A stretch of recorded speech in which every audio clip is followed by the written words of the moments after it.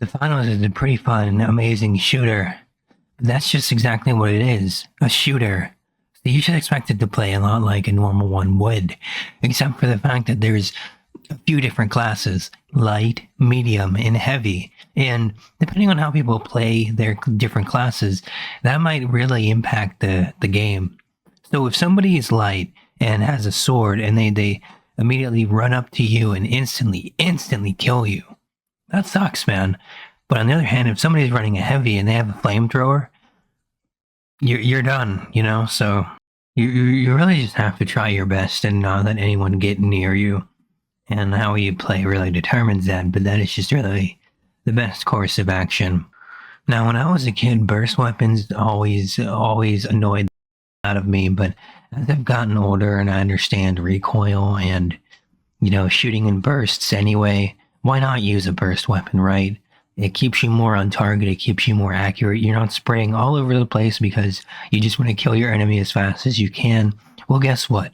Even if you're just spamming the trigger for a 3 burst weapon, you're shooting at about the same time as you would just holding it down normally, right? It's really not that much different. This holds true for a lot of games, but what you really want to do, lead your targets, okay?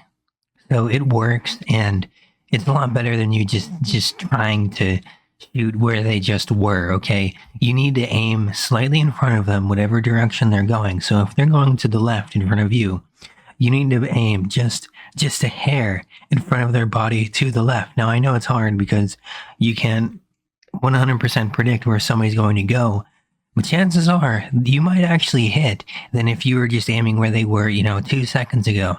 I get it, okay? It's a video game. People were dashing all over the place. They're jumping, they're sliding. It's hard as fuck to hit a target. I get it, okay, man? So maybe you should switch it up. Get a shotgun, get an LMG, get something else. Keep trying new things, okay? Some more basic general tips. Shoot from a high area, okay? We've all seen Star Wars Episode 3. Get the high ground. It is the best advantage you have. I'm not saying that it's you automatically fucking lose if you don't have it, but it definitely does help. Okay, it is a great boon. You can shoot downwards towards them. You have cover.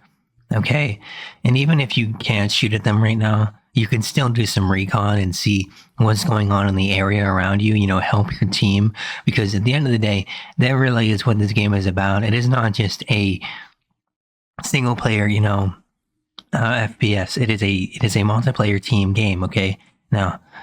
The Goal Rush game mode, which is kind of like their take on Infected, is really the only game mode I've seen that doesn't do the whole team thing, where there are survivors against ghouls and other survivors, so you kind of have to take that into play. But I haven't really seen an actual free-for-all mode besides that. It's mostly been TDM, and I don't know what it's called, the tug of war game mode, where you sit on a platform, and depending on how many people are in that platform, it moves to either side. It's basically tug of war, man. I just don't remember their name for it. Either way, you're playing with your team on both game modes, team deathmatch and that mode. So communication is key here. That's one thing Hell Let Loose tried to do, even if it didn't really necessarily do it in the correct way. Communication is definitely key. If you want to win, you need to talk to your team. Everybody needs to know what's going on this. Unless you'll just be blindly pushing your way through, thinking, oh, well, maybe some of my teammates are going to do this, maybe they won't. You don't know. You're guessing. So communicating with them removes a lot of that guesswork. And once you know 110% what's going on, you know what's going on. You know what I mean? Like, it's stupid to say it, but I mean, those who know, man. Like, you need to play the game like you would actually play a game, okay? Don't just be a dick and run around and get in front of your teammates as they try to shoot, okay? Fucking be real about it. And, hop in the voice chat. I know, okay? People hate voice chat in games nowadays. People just want to sit on Discord, maybe even TeamSpeak. Fucking, I don't know, Skype or something. They don't care, okay? Game chat died years ago, and guess what? So did, half the fucking logistics with it, man. Like the teamwork and shit, nobody wants to type in game anymore. And a lot of games don't even allow typing. So I'd say if there's a game that allows you to actually talk to your team, use it, man. That's where people go wrong. You're just in the dark and you're wondering, hey, why is it so dark in here? Instead of, I don't know, turning on the light, you just blindly feel around hoping you find it, It's sad. The game offers some customization options for your gun. Of course it would, why wouldn't it? But honestly, I haven't really looked into it that much. I know there are some buyable elements, it might be freemium, it is free to play. That is the nature of a game nowadays. If it is free to play, the developers need to make money, and guess what? Simply hosting it for free is not making money. In fact, it's actually at a loss. So I'm not saying support them, but if you like the fucking game, maybe you should support them, okay? Now, there are nuances with this, so if you're gonna pay $40 for a fucking skin, you deserve whatever happens to you. If that skin gets taken down the next day, if the game gets taken down, fuck you, man. You're just a waste of space at this point. Don't engage with that shit. But if it's like an indie developer and they're just getting started and they have literally nothing else aside from this game and maybe like a couple other projects, help the motherfuckers out, dude. It's so sad. But yeah, back to customization. Honestly, I tried out a few different classes just to see what's going on, and honestly, the medium is my go-to. I got an AKM after a few different guns, and I've been running irons with it. One of my friends said, "Hey, you should get a scope. This game does have scopes." I said, "Yeah, but if you can't shoot without a scope, what the fuck use are you? You know what I mean?"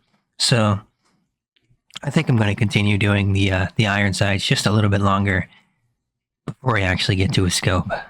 People really do love to sleep on the goo grenade, but all it does is it throws up a wall wherever you aim it, wherever you throw it, so it gives you a little bit of defense. However, it does let your enemy come towards you just a little bit more, so it blocks off both sides. It's a fucking wall, okay? So, but if you're literally about to die, it does buy you some time.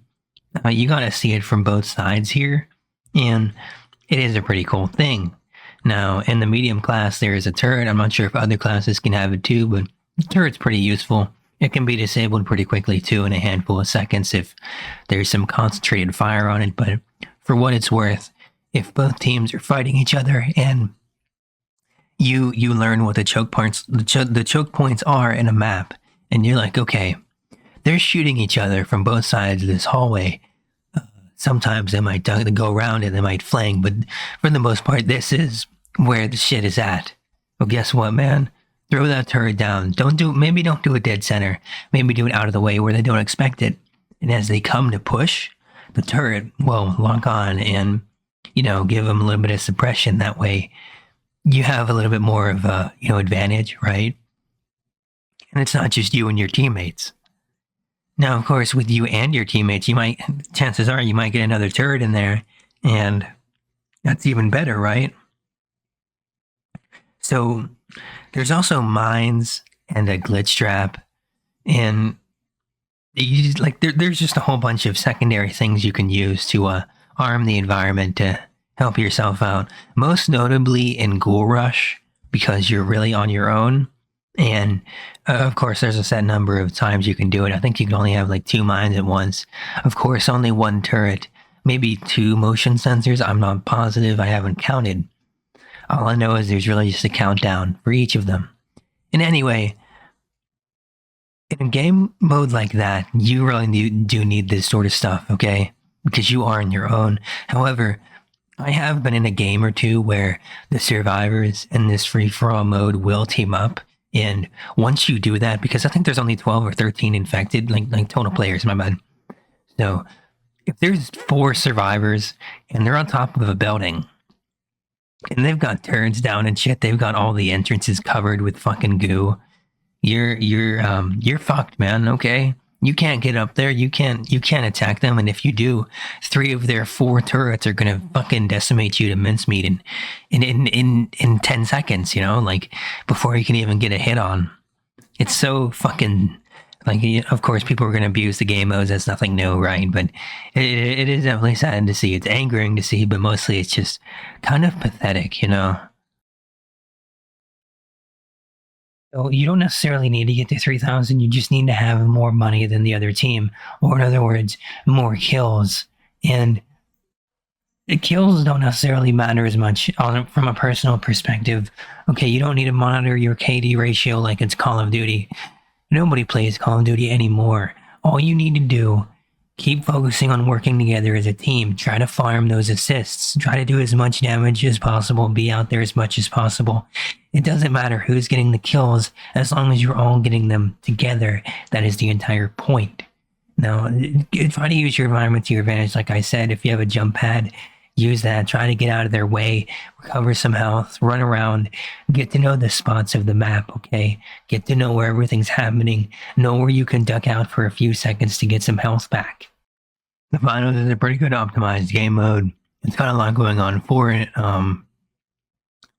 and it is pretty fun. It has the little the game show gimmick whenever you play through it. All the teams are randomly generated with their names, and you have announcers giving you a play-by-play of what is actually going on. I know it's kind of stupid because like you're playing the game, you know what the fuck is happening, but it's just the theme of the game, and it is definitely a unique one. We'll say that.